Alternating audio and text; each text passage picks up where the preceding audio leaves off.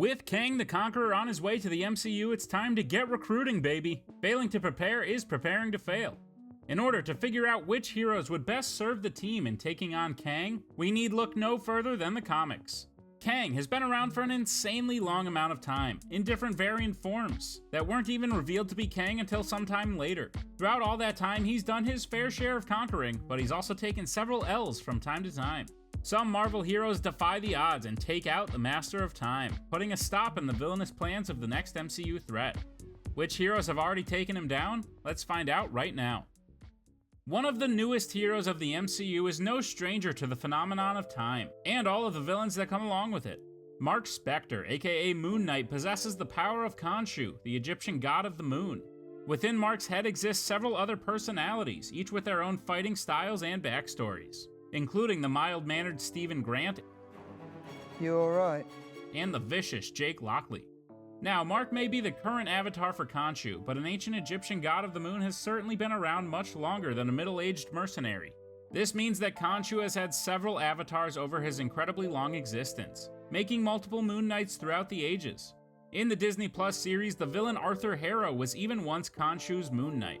The existence of these other Moon Knights were essential when Mark Spector took on Kang the Conqueror. Kang was trying to gather Khonshu's totems, typical world-conquering stuff, and it was up to Khonshu's fist to stop him. Mark used ancient Egyptian artifacts to bring forth several past versions of Moon Knight, and together they achieved one of Mark's biggest victories when this team of heroes took out the Master of Time. It's safe to say that an important, though not necessary, facet of knowledge to have when facing a villain like Kang is a working knowledge of time travel. The heroes who often stand the best chance against the Master of Time are at least the runners-up of time. This makes perfect sense as to why the mutant Cable would be on this list.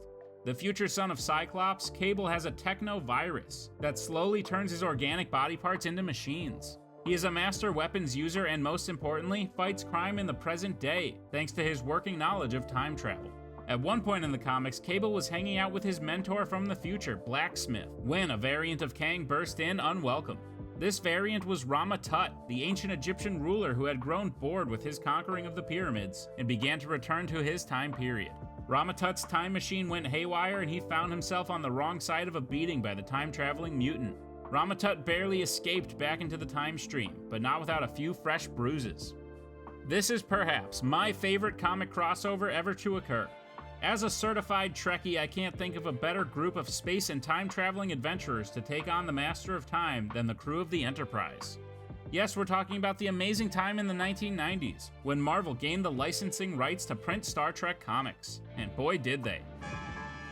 They took the opportunity to have several characters from the original series like Kirk, Spock, Scotty, Uhura, and more, along with members from the next generation, such as Picard, Riker, Worf, Data, and the whole crew cross over with famous heroes in the Marvel Universe.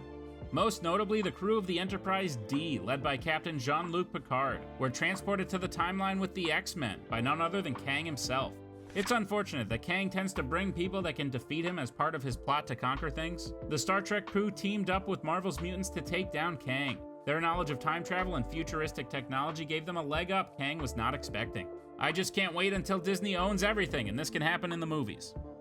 Marvel's most popular young hero, and I do of course mean in the comics given that in the MCU no one knows who he is anymore, has also done battle with Kang the Conqueror. Peter Parker is one of the most powerful young heroes in the Marvel Universe, but in a one-on-one matchup, most people would be putting their money on the futuristic genius, with pockets stuffed full of weapons never seen before. Kang and Spider-Man have fought several times, and more often than not, Kang does what he normally does and underestimates the wall crawler. In one such storyline, Kang even created a time-traveling doppelganger of Peter Parker, assuming the iconic Marvel hero would just be okay with that. This doppelganger did battle with the real deal, and after that, Spider-Man sought out Kang. He has beaten several of Kang's creations, and the truth is, Spider-Man actually wins the majority of the time the two do battle. Kang really paid the price for underestimating what appears to be a powerless teenager, but is actually one of the strongest heroes he's ever faced. You have a metal arm? That is awesome, dude! The android Vision is an exceptionally powerful member of the Avengers, who rarely appears on his own, given his connections to several Avengers such as the Scarlet Witch and Tony Stark. However, there have been some times Vision has shown off his abilities in a solo adventure or two. One of those adventures saw him face off against the Master of Time. The Vision is such an advanced piece of technology that he actually rivals inventions from the distant future where Kang comes from. It is for this reason that Vision almost always defeats Kang, or is integral to defeating him when he takes on the Avengers. Kang's greatest weapons are his technology, but the Vision is able to figure them out and find their weaknesses thanks to his robotic intellect. The new Vision of the MCU may prove to be an essential ally in the fight against Kang. I just hope no one tells Kang that the best way to defeat the Vision is getting him going on his favorite subject of old wooden ships. Marvel's First Family was one of the first group of characters to meet a very well-known variant of Kang the Conqueror. Reed Richards, Sue and Johnny Storm, and Ben Grimm formed the Fantastic Four, one of the most well-known super teams in the Marvel Universe. Their powers came to them after an experiment gone wrong, turning them into Mr. Fantastic, a stretchy hero with one of the biggest brains in the universe, the Invisible Woman, of which the name sort of speaks for itself. The Human Torch, a man capable of catching his whole body on fire, and the Thing, a large rock monster with incredible strength. Together, these four are a formidable team, and during a time-traveling escapade, they were among the first to meet Rama-Tut, an ancient Egyptian ruler from the future and a variant of Kang. Rama-Tut was able to completely take away their powers and enslave their minds, taking Sue as a trophy and putting the other three to work. Ben Grimm was able to break free of Kang's mind control and reverse the effects of what Kang had done, and together the team gained a first of many victories over Kang the Conqueror. Hopefully Reed doesn't tell Kang exactly how to beat each of them in the MCU. One of the teams that seems to be forming under our very noses in the MCU is the Young Avengers. Together, this youthful team has taken on scores of enemies and come out on top.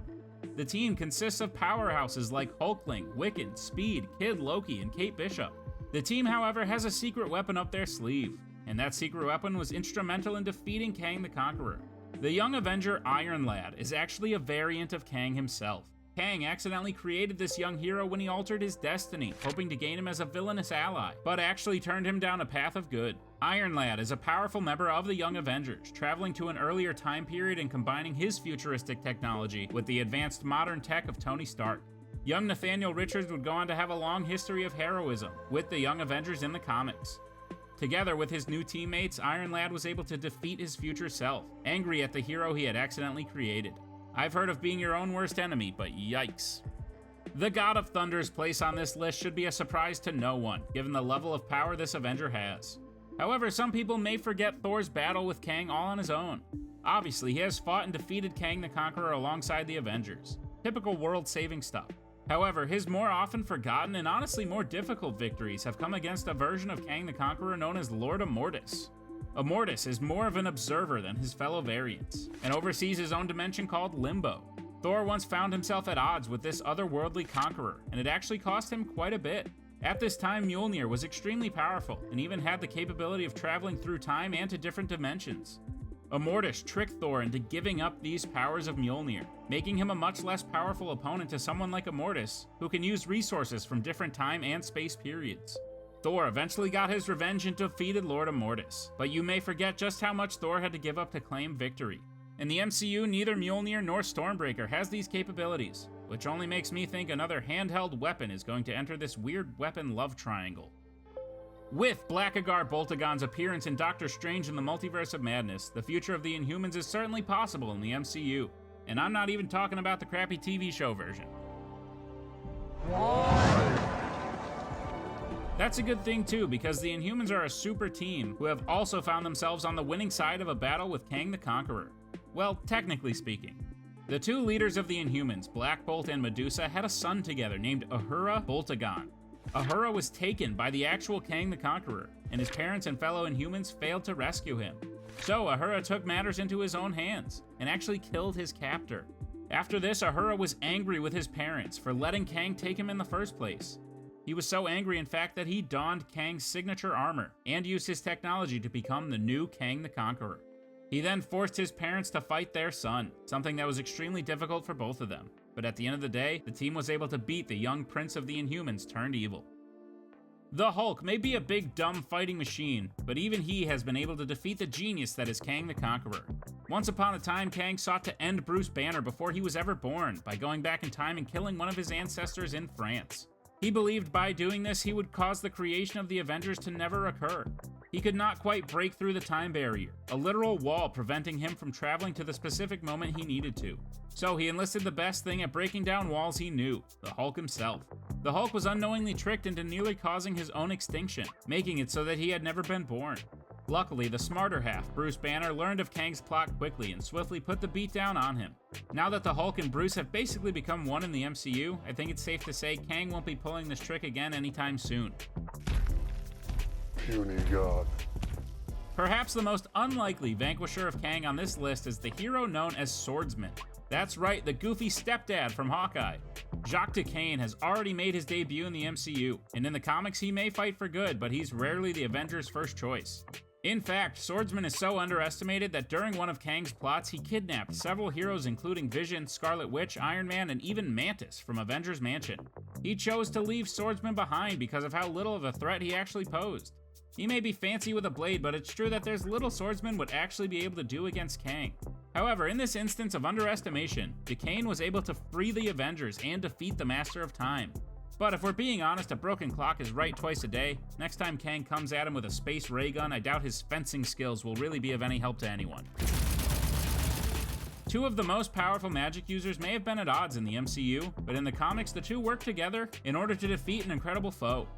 Agatha Harkness and the Scarlet Witch collectively have the most mystical knowledge of just about any Marvel superheroes. Separately, they are each incredibly powerful, but people may forget about the time they teamed up to take down Kang the Conqueror. This version of Kang was once again Lord Immortus, and he was manipulating the Scarlet Witch, hoping to use her status as a Nexus being to his advantage, likely involving some kind of conquering. Fish gotta swim, Kang's gotta conquer. Immortus drew the attention of Agatha Harkness, who freed the Scarlet Witch, and together the two utterly embarrassed the Kang variant, sending him running for the proverbial hills. Perhaps Agatha's Coven of Chaos will include a Scarlet-themed hero, so they can join the fight against Kang. Rick Jones is a longtime heroic ally of the Avengers, who has been present for some of the most powerful villain battles the Marvel heroes have taken part in. It was Rick Jones who led a team of time-displaced Avengers against not one, but two forms of Kang, the Conqueror and Lord Immortus. Rick Jones at this time possessed something called the Destiny Force, which gave him untold power capable of rivaling these two incredible foes. Using the Destiny Force, Rick Jones pulled several Avengers from several different time periods who would help him fight the two versions of Kang when their destinies intertwined. Jones even merged himself with one of the most powerful versions of Captain Marvel, Genus Vel, allowing him to finish the job and take the Masters of Time down. Kang and Immortus separated and ran for the hills back into the timeline, utterly embarrassed by Rick Jones. The Black Knight Dane Whitman officially debuted in Eternals, even depicted with his famous ebony blade in the post-credits scene. Dane Whitman, to many people's surprise, is actually one of Kang's most feared foes. Several times throughout the comics, Dane Whitman is able to use the powers of the Ebony Blade to locate Kang in the time stream and hunt him down. Dane has lived for centuries, meaning that there are very few places Kang can go where he does not run into him. The Black Knight is an exceptionally powerful hero, cursed by the sword that gives him such incredible power. He is fueled by the dark magic of the Ebony Blade, and is one of the best sword fighters in the Marvel Universe. It's Kang's fear of this dark magic that usually makes him have to distract the Black Knight whenever he plans to conquer. He even did this in medieval times, waiting for Dane to leave before conquering Camelot, including King Arthur, Merlin, and his Knights of the Round Table. Dane Whitman, however, almost always comes back and shows Kang why he really should be afraid. The insanely popular comic storyline Secret Wars is an iconic Avengers story. There are alien fights, god-level beings, and a battle between so many of Marvel's most famous characters. There's iconic villains like Doctor Doom, Magneto, Doc Ock, as well as Spider-Man, the Fantastic Four, the X-Men, and Deadpool. Wait, what? Exactly. Are you telling me that Deadpool wasn't there? Then you, my friend, are basically looking at the world through a keyhole. Allow me to widen the picture for you. Thank you. You see, according to the comic storyline Deadpool's Secret Wars, Deadpool was present for the original Secret Wars the whole time. Wade began his duel with the Conqueror of Time itself. Kang believed this to be a waste of time, as there was simply no one that could beat him. His arrogance would prove to be his undoing. At first, however, it would seem that Kang had the upper hand, as Deadpool was struggling to even get his sword Old Painless out of the ground. Deadpool lands a very well-placed double kick on Kang, and let's just say there won't ever be any time-manipulating offspring that the Avengers will have to worry about, effectively giving the Merc with a Mouth an easy win over the Master of Time. Kang's conquering is coming very, very soon. If the MCU heroes want to stand a chance, they better start doing their research as to who has a history of defeating him. Which Marvel hero were you most surprised to learn has already defeated Kang the Conqueror?